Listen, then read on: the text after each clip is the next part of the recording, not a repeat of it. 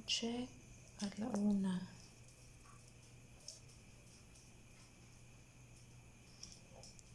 Hinahanapan na ako ng bitkot. Wala naman kaming bitkot. Ito talaga. Pag itong dalawa ang naupo dyan, pwedeng hindi ako magbibigay. Pero kung yung iba lang, deadma. Nakakain sila ng tama. Ito kasing mga to, pihikan sa pagkain. Tapos kanina sinuka pa. Hindi ko nakita kung kaninong suka yun. Pero yung madalas nagsusuka ng pagkain, itong si Xing Xing. Pero hindi naman niya kinain. Sumalamang si Panda.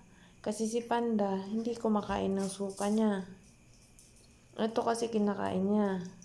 Yung nanay niya. Ngayon, ang kumain ng mga sirok. Hindi ko alam kung itong itim. Basta yung itim ang nakita ko na last na kumain. Hindi ko alam kung sino nag-umpisa. Kasi, bago pa niya kinain yun, napalo ko na to. Napagalitan.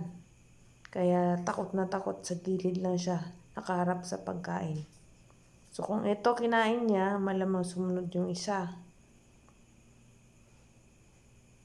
Nandun ako sa labas, sinamahan ko si Jackie para magpupo. Binuksan ng cage para kung gusto niyang magpupo. Pwede siyang magpupo. Kaso hindi. Paano yun? Walang bitkot.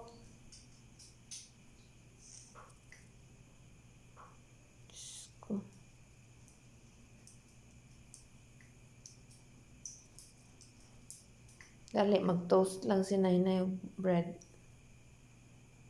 Ito yung sirukan yung... Wait lang po ito nga. Nangulit na, nagpatungod na. Sige, kito-kito na yung mong diabetes.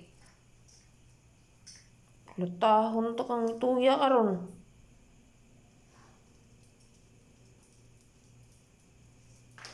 Sana po na yung kuwan din ha.